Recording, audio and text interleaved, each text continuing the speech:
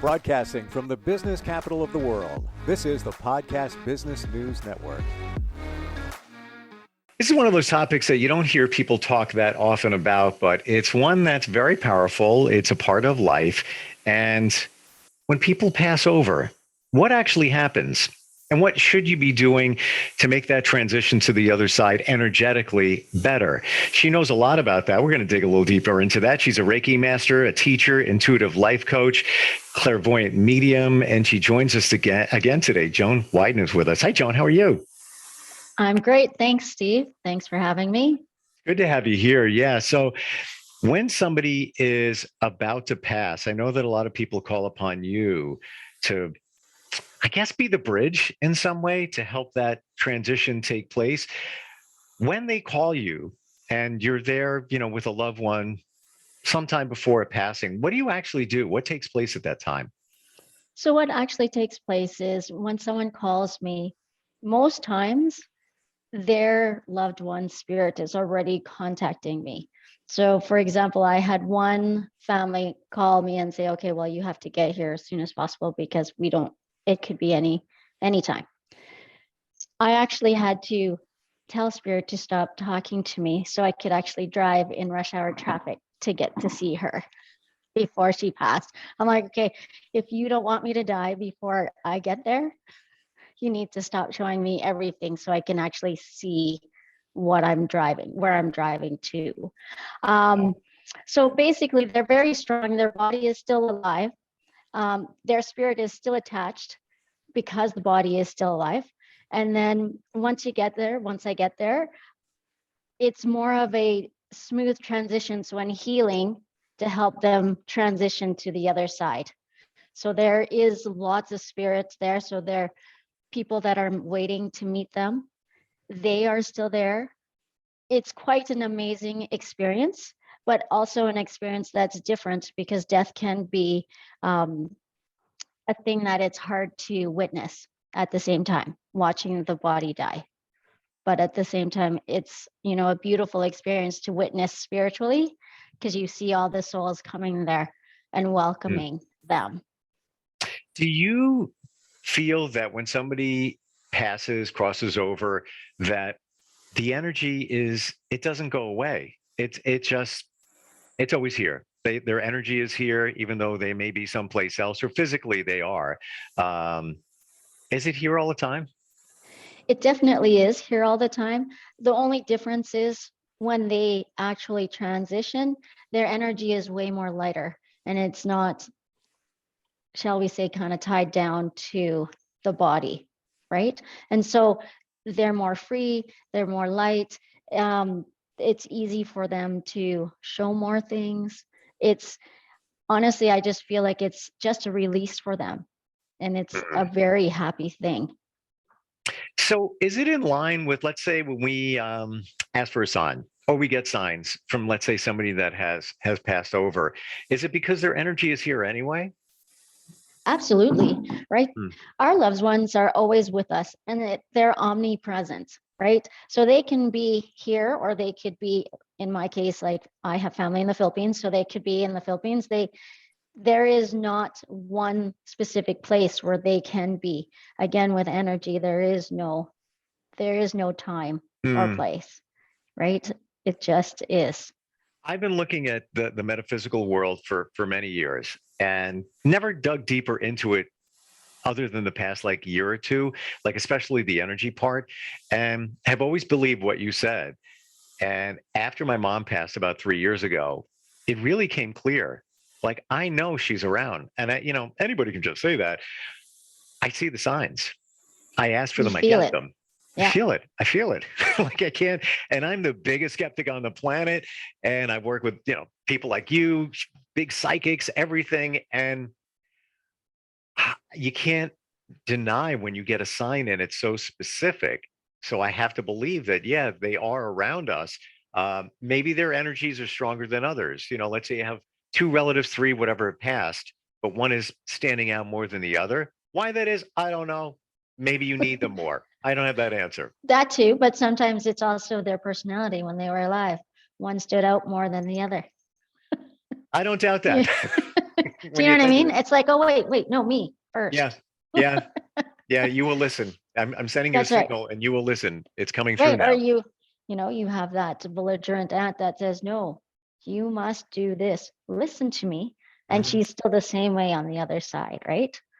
They always have the opinion. And that would be that's my mom. So in a completely good way, but I feel that that's probably why she's, if she's dropping a sign to me, it's a reason. You need to see this right now.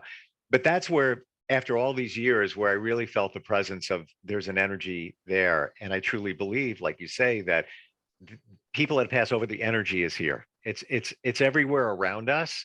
You can't, it doesn't know time, space, crossing over, in the body, out of the body. The energy is around. Absolutely, right? Like even just how our heart beats, it's an energy, right? How do Hmm. we really explain that? That we have a current within our body and it makes our heart beat. It just is. You know, I'm glad you said that, because that really just illustrates everything right there. Everything we use, everything that's around us, Yep. we have to, as batteries, you charge it, plug it into the wall. It's energy. Yeah. So when it comes to your heart, which is powering everything in your body, Correct. why is that going? What's keeping that going? Right. And Energy. it's energy, right? It's And that's energy. how the energy has to flow. And if the energy isn't flowing, you know, it affects our heart. Yeah. And then it affects everything else because the heart is the central hub. So as a clairvoyant, what are some of the things that you get? I find this fascinating. So, I just, even recently, that you've gotten from somebody, when you get sign signals, what do you hear? What do you sense? I'm not, so I'm not quite sure what you're Like, asking. when you're picking up the energy of somebody that may have passed over, and Okay. somebody like you that's really in tune to it, what are you getting? Is it like a spirit guide? Are you feeling somebody's presence? What do you So, experience? so most of the time I feel their presence, and then especially if they're transitioning, they just are talking a mile a minute because they think they only have a Limited certain time? amount of time, right? Because Wow. their body is still alive. And I go, okay, well, wait, you need to slow down. Like, this is not a 5 minute window thing. You can just take your time and show me properly instead of, the mentality still is, I only have so many minutes left because I'm dying, right? And so I feel it in my body. So they sometimes show me, and they show me in their body where, like if they had a sickness, where it is, just because maybe the family members wanted me to give some, what's it called, clarification, to make sure that really is them and not someone else. Right. Hmm. And or they tell me why, like that, if they knew it was coming or if it wasn't. Right. So that one, for example, she showed me a rug getting pulled out from underneath her, so she was not expecting it. It was very quick. Hmm. Right. And then, so as I was giving her energy to help the body ease, because at this time the body was laboring, right? And watching a body labor can be quite daunting for some people. Um, it was just, and then her body just started slowly calming down instead of the deep gaspings for air and everything coming through. And it was quite interesting because she was talking about certain things that her family and her daughters, that they had just fought about and that they had issues about, and she wanted to make sure that she was all good, and she was, that everything, the air was clear before she passed. Interesting, because I've never heard that done with a clairvoyant medium before somebody passes. So it's basic. She's clearing the air before, Mm-hmm. and a lot of times it's closure when somebody has passed on, where somebody, you might get a signal or message from somebody to say that, they're sorry for something they said, or something around that line. Absolutely, right. And this Hmm. one, For like she was saying, I'm like, oh, you have a piece of jewelry that there's an issue with, and you don't know if you're allowed to keep it or if you should give it to your sister or all this different things. And she's like, no, I gave it to you. And I know even though we were arguing and I said mean things, I still want you to have it and it's still yours. And then she pulled it out of her pocket and said, is this it? And I said, yes. Wow. So, so Like, even that's upon cool. dying, there's still people that are skeptic and they still have these things, Do you right? do you physically have to be in the room with the person that's passing soon? I do not, because I can still tap in. That one, I'm going to tell you, was the very first time I had been in the room, and it was quite an experience. Again, I thought the room was full of people, of loved ones, but when I got there, there were only 3 people. There were the 2 sisters and then the nurse. But I thought it was a huge amount of people and I thought it was going to be really crowded. But then I realized as soon as I walked in that it was all the spirits and all her coming forward to come greet her. Wow. So Yeah. these are people that passed before her? Yes, that were connected to her in some way, right? Mm. They didn't show me any faces and she didn't ask for any of those, right? It it really was just about, for the family, was helping her body not labor so much so that her body could just die more peacefully, instead of, like I said, if you've ever seen anyone pass, it can be quite Yeah. some scary for some. Like if a child was there, it would be very scary Yeah. And it just kind because the body's gasping. yeah, and depends on the situation as well. Um, and how awake that person is too. Um, so it's almost before the final resting place, you put that person at rest. That's correct, right? So they are no longer, they were in a hospice, so they were no longer lucid. They had not been lucid for about a week, Mm. right? So they had not woken up and spoken for about a week. And so the one sister wanted to have a priest do her last rites. So the priest had just left, and then the other sister was like, well, if you get a priest, I want this. So then they had me come in, and then I did that. And she was quite forthcoming, the what was it, the mother, and she told me a lot of things. They were able to settle down a lot of things between the 2 sisters in the room before she passed. And Mm.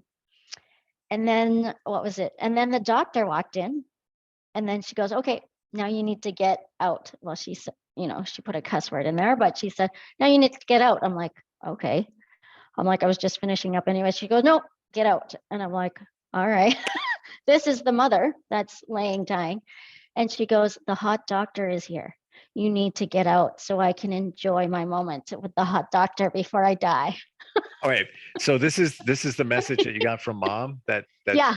wow. Wow. So then I told the kids that, and they're like, oh my God, that's totally my mom, because that doctor is totally his type, Mm. her type. And so, wow, okay. And I'm like, okay, well, that being said, I need to get out of here because otherwise she's going to bug me about staying.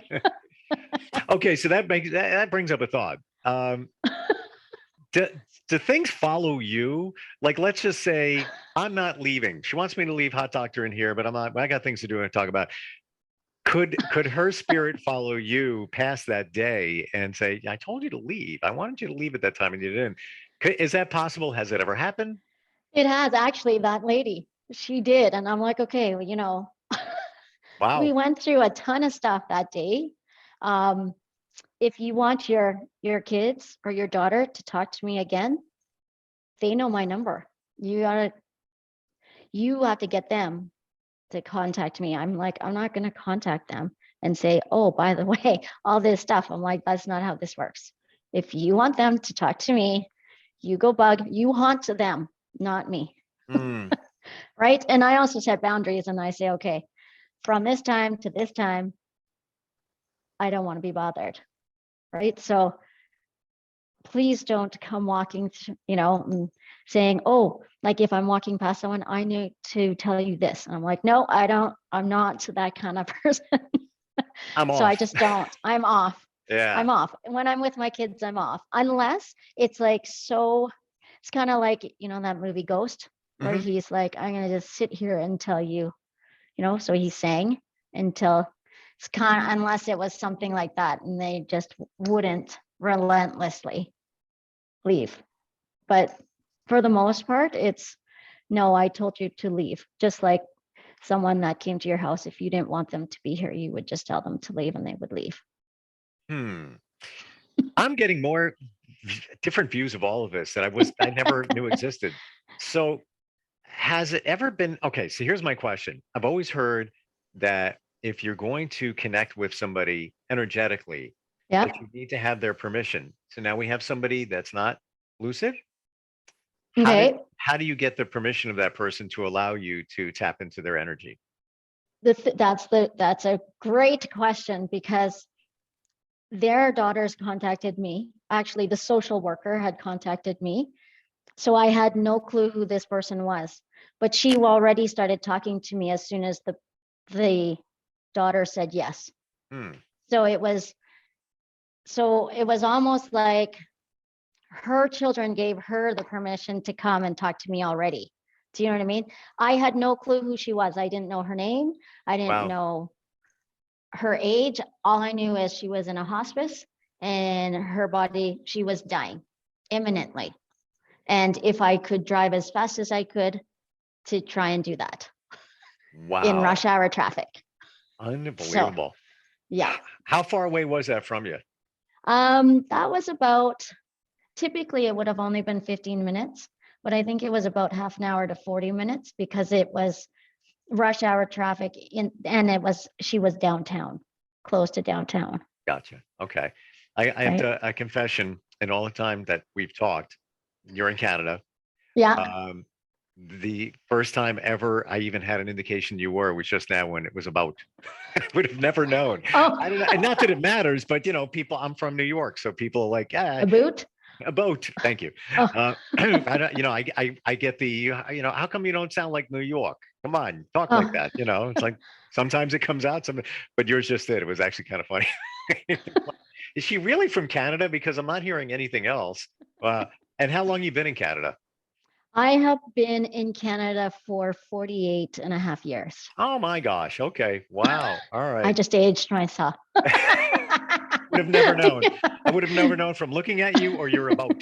I would think your about would be stronger than that. Wow. Yeah, it's interesting. Everyone's like, you don't have an accent. I'm like, Canadians don't. But I don't know. But New Yorkers don't either. It depends on where you're from. that's true. Yeah. Fascinating. So if somebody wants to work with you, even if they have a relative that may be passing at some point and they're thinking about making it easier and having that clarity, or even Reiki, you do Reiki as well and so much Absolutely. more. Yeah, they just check you out on your website.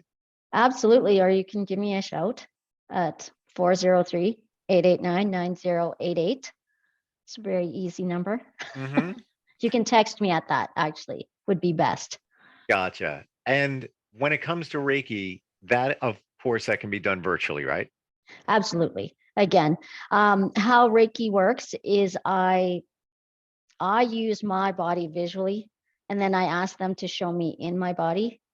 So then I start doing hand positions over my body and scanning my body, because now my body becomes theirs. Gotcha. Does that make sense? Oh, 100%. I know somebody that does Reiki and they have like a stuffed doll. It's like a little dog Yes. or something like that, just and that's where You can do that too. yeah, it's just everybody's got their own way of doing it. There's no right or wrong way. It's just a transfer of energy. Just I had a thought. also, I'm sorry, go ahead. yeah, go ahead. I also have a picture of a body on a piece of paper, so that if I want to add crystal healing to it, then I just lay it on the paper. Would you ever do Reiki to somebody who's going to pass soon? Yes, actually, because sometimes healing is not necessarily just healing to get better and live on this earth. Healing can also mean they need is death, and it's the transition of dying is the healing. Does that it's quite an interesting thing. Yeah. And would it get you ready for the other side if you did Reiki, prior to passing, or, in your final month or whatever? Absolutely, because then it helps you relieve some of that fear and help you get through some of the crap that we still have, right? And that you're able to let go of that, at least let go of it as much as you want to. Because, I can only lead you to it, but unless you're willing to drop it, it is there, right? So sometimes people want to release anger. And sometimes when they're almost dying, they actually get a little bit longer because they've let go of all that baggage. Does that So make sense? yeah. So what you're saying is they would live longer, Yeah, potentially, because potentially. they've released a lot that's been That's burdening correct. them. And let's be honest, research proves that stress kills. So if you are, and could probably take you sooner if you're all stressed out about something, and the one thing that you just said was so powerful in doing Reiki on somebody before they pass is not feeling the fear. Yeah, Yeah. right. Because it just shows them that they can see the other side too, right? Yeah. And that people are willing. And I'm going to tell you, a lot of people at the moments of before death, it's all about judgments. And it's really them judging them, because the universe doesn't have the judgments that we place on ourselves. Yep. And so in those moments prior to passing, they're going, but I did this, I stole this, I hurt this person, or I was an abusive person, or do you know what I mean? All Yeah. these things that are coming up, and then they're going, oh my goodness, now my fear is huge, because what's going to be on the other side? Is it going to be a whole bunch of darkness, and they're going to pull me into the earth, and a whole bunch of monsters are going to come get me? Do you know what I Right. mean? Yeah. And so it's more of, okay, well, let's release all of those. Let's say sorry for all of those. It's not too late to say sorry, right? Maybe it's too late to actually call people, but that's okay. You could say sorry to the spirit and start living today and Yeah. changing your ways today I instead think of that's holding on to that. so amazing. And even if you want someone to forgive you or the other way around, it's all about energy. So if Absolutely. you can put that out there, but if you're so, and rightfully so, you think you're going to pass, or you're going to pass in a period of time. There's so much going on in your mind that Reiki would probably be the best thing you ever do. It's just to take that burden off of you and make you feel more comfortable at that moment. Right. Wow. And a lot of time is really is just showing them, yeah, I see it, but can you honor that part of you? Can you honor that time when you weren't the nicest? Can you honor yourself for that? And a lot of people, they're like, but I can't, because I was so mean and so horrible. And I said, but you know what? What were you going through at that moment? Is there a time where, you just weren't happy yourself, and that's why you pushed it out? I said, we have to look at that. And you also have to say, I'm sorry to yourself, because just because you were that way then doesn't mean you still are today.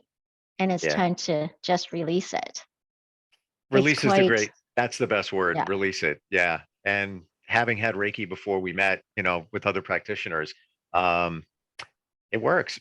So I can't imagine if somebody's, about to pass and that's weighing on their mind as it would, how beneficial that would be at the same time. I mean, Reiki's for living and not, unplugged. absolutely. So again, here's a different story. I had one where the sisters wanted me to help transition their brother. Well, as soon as I got there, I'm like, he's not even close, right, to passing. I'm like, okay, sure, whatever. So I come in, and the first thing I say to him was, you need to relax, because I cannot make you die, and no one's going to make you die today. And he just looked at me and was like, thank you, right? Because he thought that his sisters hired me to cross him over that day. Wow. And I just Okay. said, I can't do that. I said, I don't have that power. I said, that is, you have your individual free will, and that is you. And it's up to you. I said, you will die the way you want to die. And then I did Reiki a couple times for him. I think he actually lived another 6 months. And he did, he decided in the end that he wanted to pass from doctor-assisted suicide. Okay. But Wow. that was, that was his choice. Yep. And because he had an inoperable brain tumor, Right. really. But Yeah. what a difference, though. 6 months later, Mhm. he continued to live, thinking, you're the Grim Reaper. Joan is the Right. Reaper coming in. But no, Right.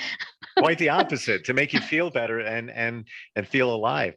It's funny. Before we started on today, we both were looking at each other like, well, this is not the happiest of topics, but it's real and it's life. It's real. It is life. Yeah. Yes, So your website is your name, right? that's correct. JoanWiden.com. And it's Widen. Correct. Yeah. What about consultations? If somebody wants to see if it's a right fit, learn a little bit more, you do that too? Absolutely. Just shoot me a text and then we'll figure out a time where we can have a short consultation. And then we'll go from there. So 403-889-9088. Great talking with you. Great. Thank you. And is that a fireplace in your background? Absolutely. Last night, I've got one that almost looks just like that. Last night was the first night I finally turned it on because it's getting a little colder here in the New York area. I got to ask, what's your Fahrenheit temperature there right now? See, I checked before we came on air. It's 47. Oh, wow. All right. About the same temperature here, but I think last time we talked, it was like brutally cold. Well, yes. Yeah. So in a week, it will be minus 22 Fahrenheit. You're going to need that fireplace. All right. So today we have a Chinook, and so it's really beautiful. Yep. Take that and enjoy it. And that goes with life in general, right? Absolutely. All right, Joan. Great talking with you. Thank you. Thank you.